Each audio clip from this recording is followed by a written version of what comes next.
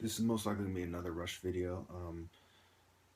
To truly understand what is going on, I hadn't been in the psych ward in about 9 or 10 years when my parents announced that my cousins were given a diagnosis similar to one of my original diagnoses, which was then taken back, which was temporal lobe seizures.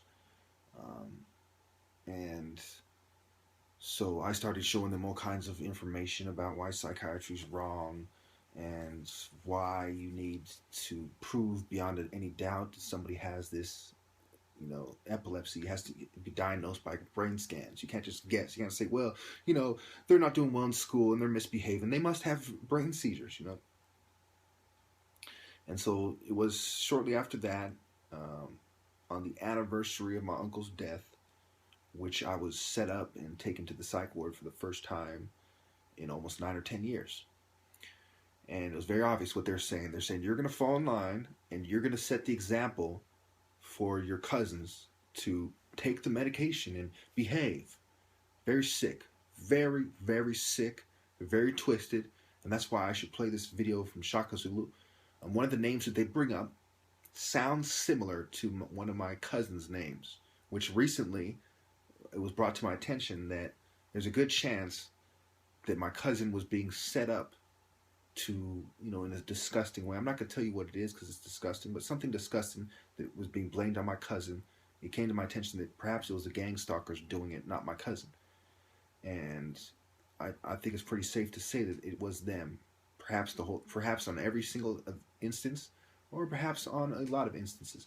But regardless, I felt that I should play these two clips to truly describe what they know and what I know. They know I listen to Shaka Zulu, or that, I watched the movie Shaka Zulu many times, this version of the movie, and just bear with me. Never again would battles in this region of the continent be the same. For Shaka was about to begin what was to become known as the Umfakane, a reign of terror that would be unparalleled in Africa's turbulent history.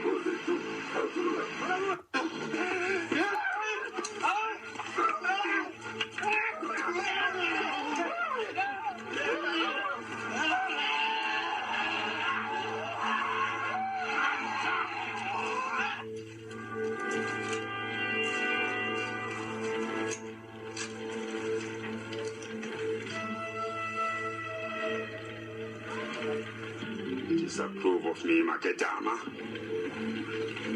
No, Shaka. I disapprove of the great Sakiti, the man who fights like 8 million. You were kind to my mother and me, and I won't forget that. I'll not kill you or your people. I'm glad to see that you have grown in the ways of justice, Shaka. I wonder how many see you for what you really are. A killer. A killer who's contaminated his armies with his own cold-blooded thirst for revenge. Building them debtor confederacy is a pretense. The wars you wage are, in fact, very private and concern only a chosen few. Each of your battles is a trial in which the enemy is condemned to death for having caused your family hardship. Each village you burn to the ground is the home you were denied. Each man whose lungs you burst open is responsible for Nandi's suffering. Stop it, Shaka!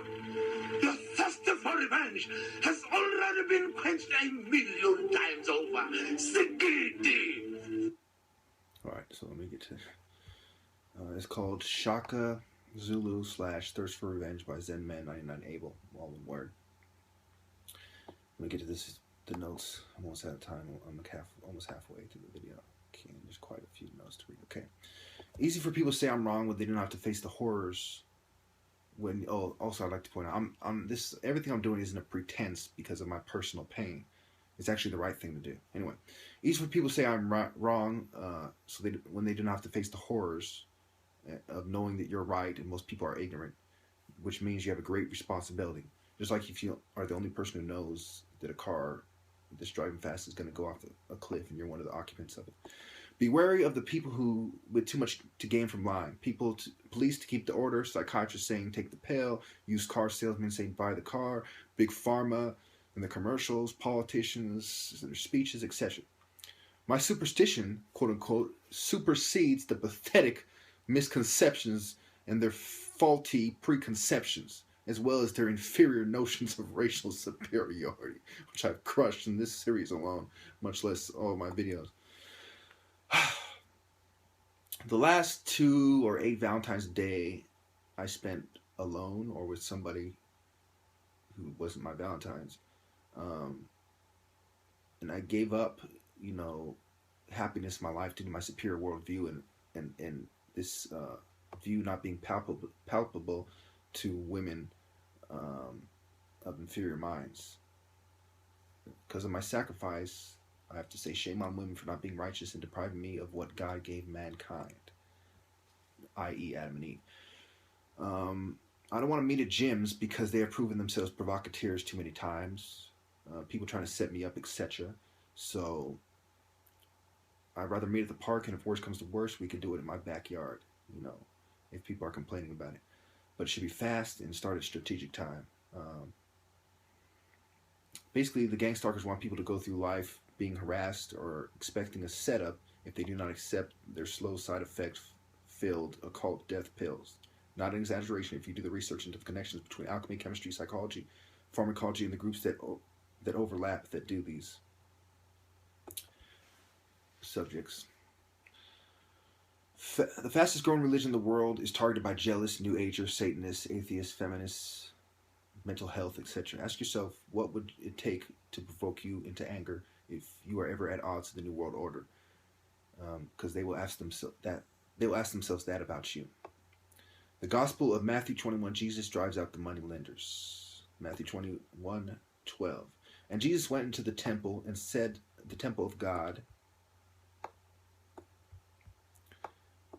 and cast out all that sold and bought in the temple, and overthrew the tables of the money changers and the seats of them that sold doves, and said unto them, It is written, My house shall be called the house of prayer, but ye have made it a den of thieves. And the blind and the lame came to him in the temple, and he healed them.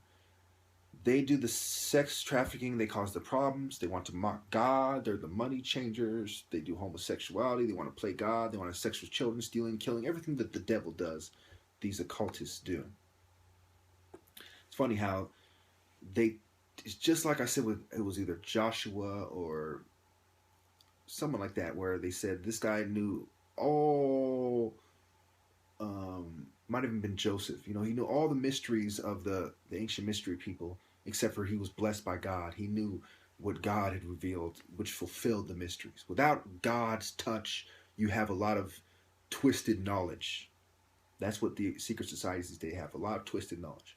Some of you might make the mistake that, because he has a statue of Horus, and he has these tattoos of Horus, and he talks about the root of religion being in Africa, and that there's a true meaning behind it, all this, okay?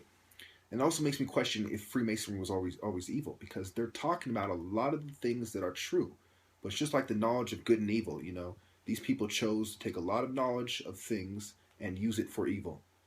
It's like the base of the knowledge of good and extreme evil are almost exactly the same. Because to get people to do extreme evil, you have to appeal to them to a certain way, which only the same base of knowledge can do. And then there's people in the cult that says there's a light side of the cult and there's a dark side. No. The light side is basically the cover for the dark side when you're dealing with the occult and you're dealing with Freemasonry and things of this nature. And I don't think I have to explain that I'm not a Freemason after all the shots that I've taken at them and all the way I put things and what I'm going to die for, and how I have nothing to gain and nobody that I know has anything to gain. Everyone in my life is betrayed me. I don't think I have to explain how this is not in Masonry's best interest at all, or the New World Order's agenda. Anyway, almost that time, a few sentences left. Mind, conscious, heart conflicting. In my heart conflicting, I wanted a good woman. A very small reason why I was harsh on women, but it also confirmed what I had already known about how women are nurtured into being evil these days. About the packages that were taken, my diploma and my shoes, I was actually right, but it wasn't momentum for mental health at University of Phoenix. It was just the gang stalkers who took them. And I don't have time to elaborate. I'll do it in the comments. Thank you.